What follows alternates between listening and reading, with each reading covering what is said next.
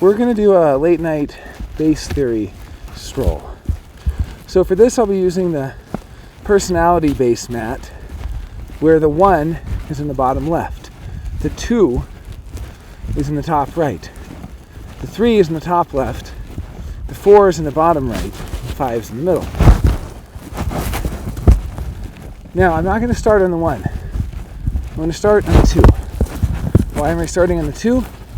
Because I want to show how the not self operates. The 2 is the mind. The 2 on the top right is the mind. Now, mind is always separated from reactivity on the bottom left.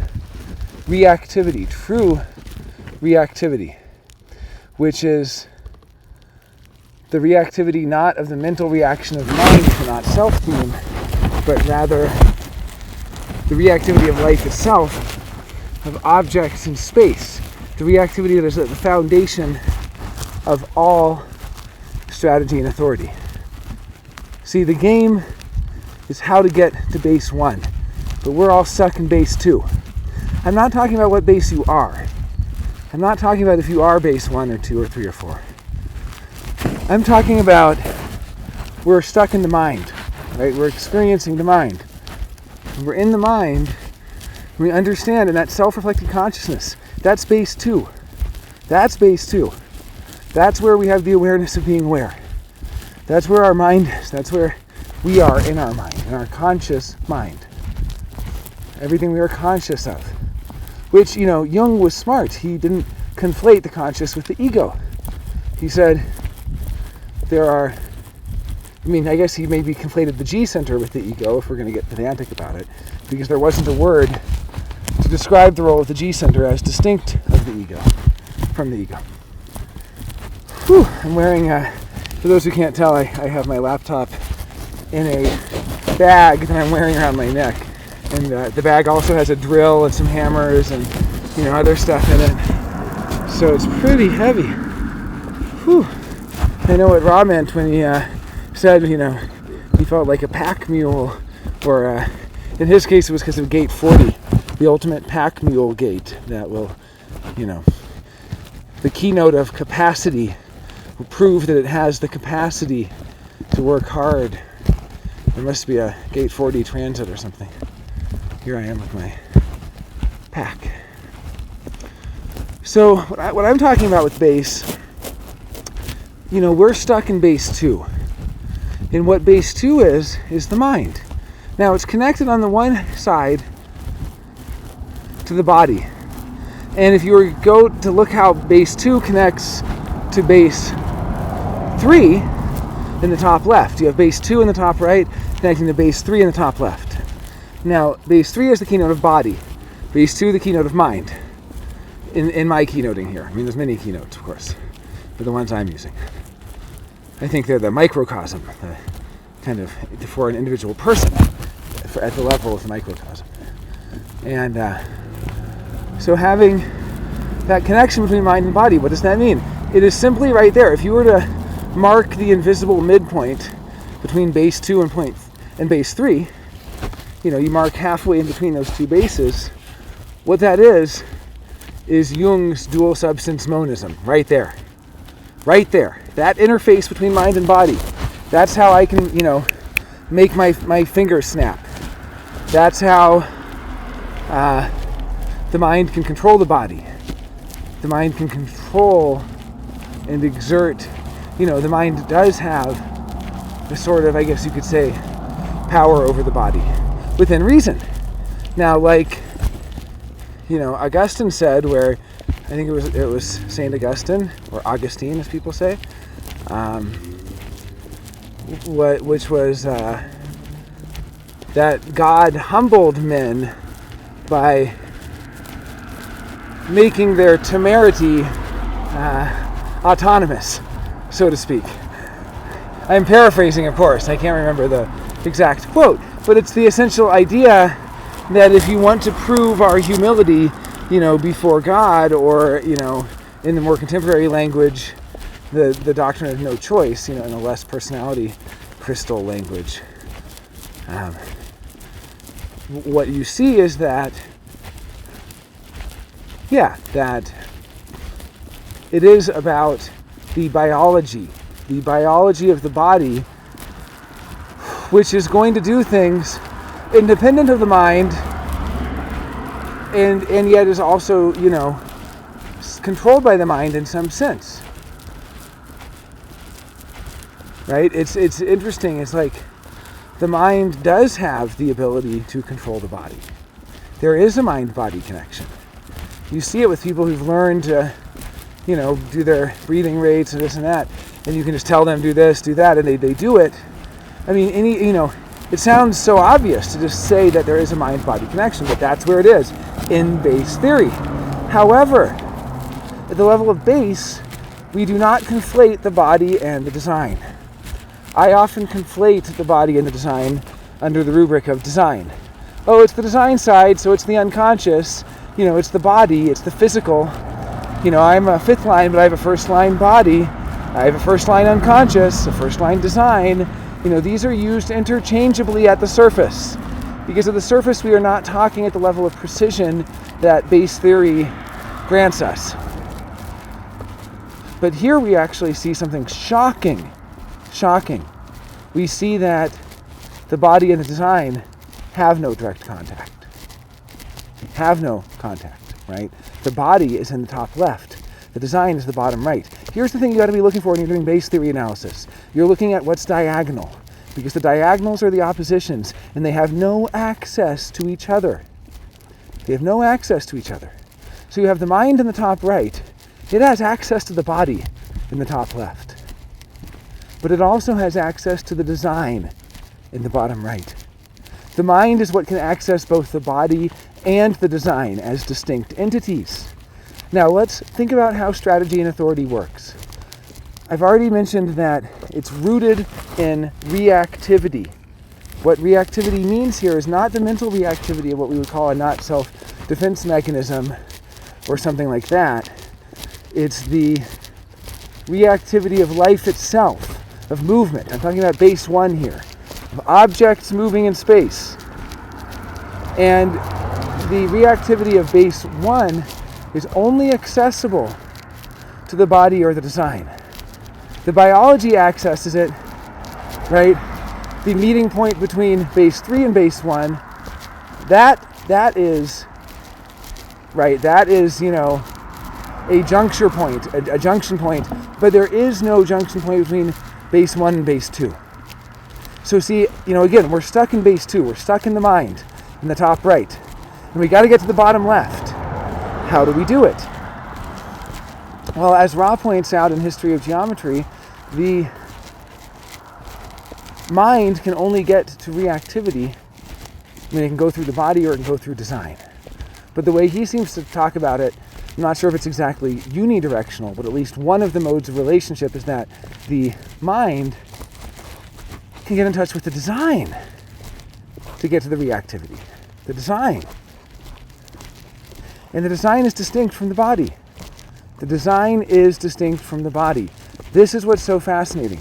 Ra says, strategy and authority is etched into the base because the mind, too, wants to get to one, or doesn't want to, but needs to get to the reactivity. That's what it's lacking. Now, the not self as a construct is also built into base. It is also built into base. It is built into base in the collusion between the personality and the design side. So the personality represented by base 5 and the design represented by base 4 collude. Because for anyone studying base theory, you'll notice that we have a personality mat and we have a design mat. And these are each different, right? They're different mats. The personality mat that I'm doing, I'm describing where things are, right? Well, the design mat is different. It doesn't have the same numbers. Well, except some are the same. In fact, 2 and 4 are the same. Base 2 and base 4 are identical on both mats, while base 1, 3, and 5 change.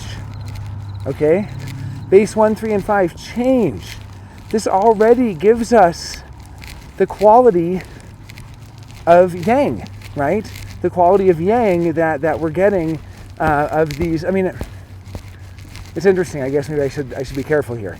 It's not the quality of yang necessarily up to line level. What I'm talking about is what Ra describes as the explanation for why monotheisms could be able to cast their god as male. He has a kind of an explanation for the masculine. This is in History of Geometry, so I might be fudging it a little bit, but you can look it up. It's kind of Ra's explanation for why so many monotheistic religions cast their god as male. And he has an explanation having to do with base. But in any case, not to dwell on that, what's interesting is you see that the mind and the design are actually, I guess I said personality and design before. The personality and design collude, and the collusion between the personality and design is through the mind and the design. This is what's so interesting, right? The personality base mat, the personality base numbers has the same 2 and 4, the same position of 2 and 4 as the design base mat. So because they're the same, it shows this deep collusion or similarity between the personality and the design. And that collusion is actually between the mind and the design in some sense. Or it's rather how the not self can operate, how the mind can kind of ignore. It's because these other ones don't plug in the same. There's no real secret collusion between them. I mean, this is my kind of translation. It's basically showing the collusion between the personality and the design via the mind and the design. And so again, how do we distinguish the personality and the mind?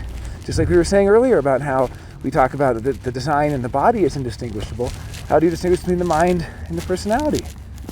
Or because if the design and the body are being conflated, surely the mind and the personality are also being conflated. Right? And that's what base theory shows us. It shows us the conflations. It shows us exactly how to decouple these things. And when you decouple something, or when you not even decouple, that's not the right word, but when you distinguish it from, you make a distinction, you make a cut. You carve it, you sculpt it. And, when you do this, maneuver, it really is putting it into opposition. And it's so cool to see these two cuts. I mean, really, there's more, right? But movement is kind of the odd one out, because it's mind and personality that are conflated, while it's design and body. And it's funny because mind and personality have a relationship, but that relationship is not one of opposition. The mind and the personality, in other words, have an asymmetrical relationship related to that of the design and the body. The design and the body have oppositional relationship. The mind and the personality do not.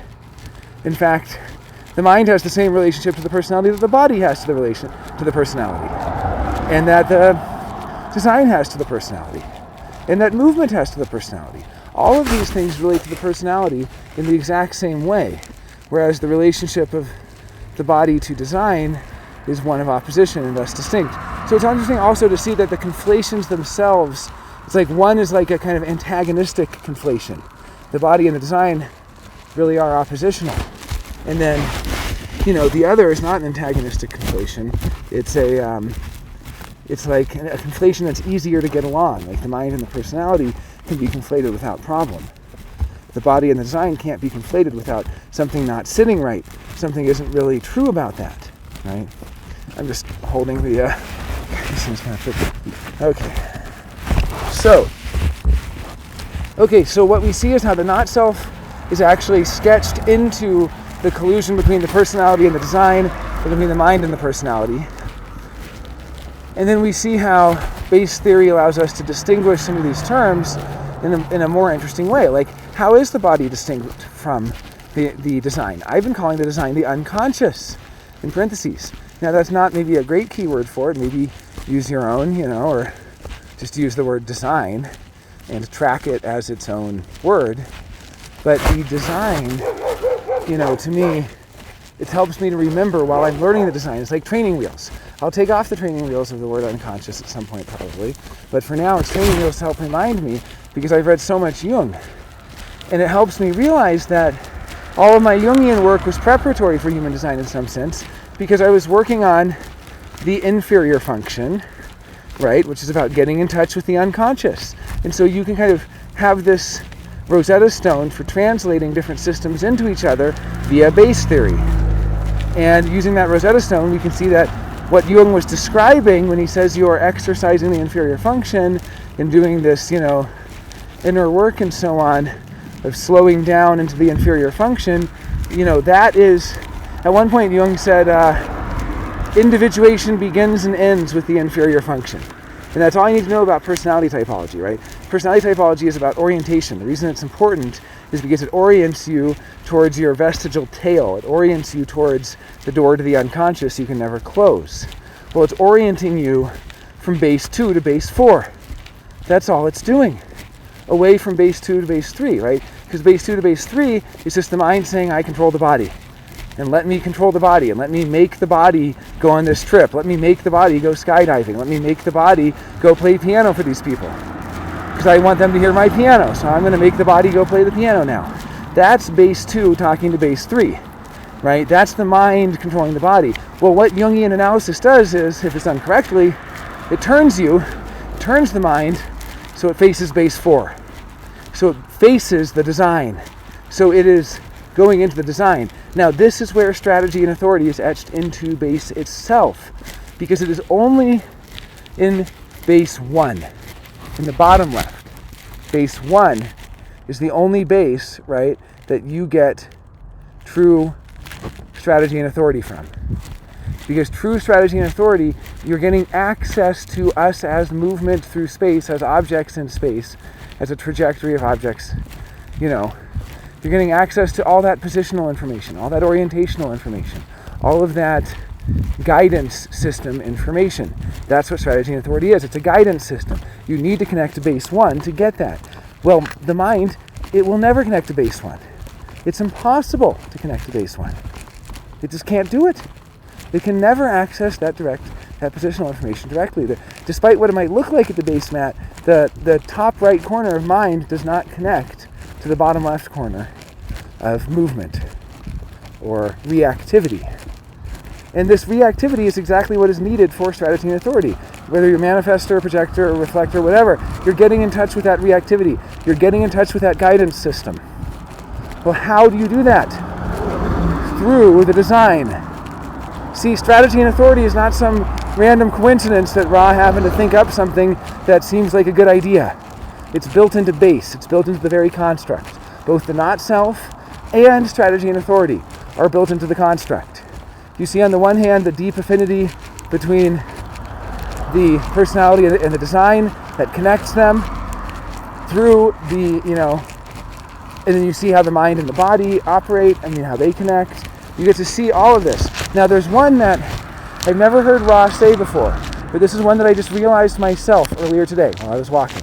And I'd like to share it with you now, and this is literally something I just thought of, or just dawned on me, and I think it's still hard to describe, but I'm going to do my best. So, something that has always been fascinating to me is psychoanalysis, Lacanian psychoanalysis, Freudian psychoanalysis, Kleinian, all these different psychotherapies, beyond psychoanalysis, all different kinds of psychotherapeutic modalities. Psychiatry, anti-psychiatry, you name it, all this stuff is fascinating to me. And probably because I have a completely undefined solar plexus, I'm like a student of all these areas of the soul and areas of messy lived life and so on that are all about the solar plexus experience, the human condition, the human experience, all of this stuff, and all of the trauma and all of the pain and anger and hope and all that stuff. Okay, so I was thinking how in psychoanalysis there's an understanding of conversion disorder, what used to be called hysteria or part of hysteria, where conversion is essentially the conversion of a psychological or psychic reality to a physical one. So it's a conversion. there's a lot of ways that conversion is used. I don't want to reduce conversion to one meaning. It's very multivalent. Check out Jamieson Webster, I guess you would say her name, And she's just fantastic for the psychoanalytic front. But anyway, I guess what I'm saying is I've been fascinated by this, and I've also been fascinated by how does the body get sick when one isn't living their design? How does someone get really neurotic when they're not living their design, right? How do these neuroses set in? How do the obsessions set in? How does, oh yeah, I really hope I don't get a copyright dispute for this. Every time people drive by with cars playing, it pings my YouTube. Okay, so there's like a YouTube auto detector for copyrighted content that gets alerted if somebody drives by. You know, this is why Slavoj Žižek called copyright control and intellectual property one of the 4 horsemen of the apocalypse. Okay. So what you see is, like, I was wondering this question, like, how do we get sick? Where's the illness? How is it when you're not living your design, your body suffers? And I was like, how does this even operate? Because the body and the design don't touch. The design is in the bottom right. The body's in the upper left, right? They're oppositional. You know, base 4 and base 3. So I'm looking at these and I'm like, okay, so the design is not the body, it's the unconscious. It's what Jung discovered, it's what Freud discovered, it's what Nietzsche discovered. And the reality of the design as the unconscious at a different layer than that of the body, in fact, completely detached from the body. Well, what happens is, when you're not living your design then, the mind is then, it's like, it goes the opposite direction.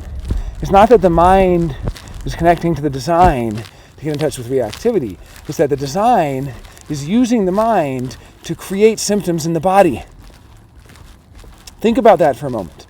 The unconscious uses the faculty of the mind. So first of all, we're distinguishing unconscious from mind. I mean, I love this, right? But the unconscious is using the mind because the mind is the thing that has the keys to the body. The mind is the thing that has the keys to the body that will always, in some sense, be able to control the body, or at least have that meeting point, as I was saying, that mind-body connection, that duality, that basically dual sense monism, where there is a meeting point where it is essentially the mind and the body connect.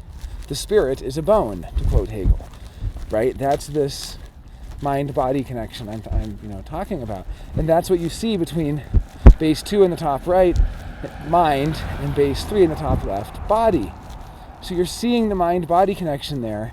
I guess what I'm saying, though, is because the mind can control the body, the design has to use the mind to basically create problems in the body, to create symptoms in the body, to get the attention of the mind, because the mind is pointed towards the body. So the mind pointed towards the body is not noticing the design, so the design has to use the mind from behind its back, so to speak, to create a symptom in the body. And then what psychoanalysis is doing is it's reorienting and it's redirecting the focus or the direction of the mind, so it's pointed down at the design, at the unconscious. The design, how is the unconscious described by Lacan? As underneath a bar of repression. And this bar is a conveyor belt that delivers contents to us, right? To us. It's delivering these contents. And so when the mind is pointed at the unconscious, at the design, it's getting this information. And the design it has access to the orientational system. Now you might say, why is it you can't just go from the body to the orientational system? I don't know if there's some directionality here, if it's that the orientational system affects the body, or if it's that the body has no way of transferring that information back to the mind. I'm not exactly sure the nuance of that specific point. But I can definitely say, when you start looking at base theory, you really see how it comes together and how all these building blocks form the coherent reality that we exist in. And, I didn't even really get the one keynote I was missing, of course, in all that analysis was the personality, which I talked briefly about, but just realizing that the personality is equally, explained, and part of it, and even just the distinction between mind and personality, and seeing that the personality is really the illusion, that the mind is not an illusion, that the mind is actually, a principle or something like that. But that the personality is an illusion in a way that none of the others ever will be. I mean, the whole thing is an illusion, but it's funny that, as Ra likes to say, the illusion creates the illusion.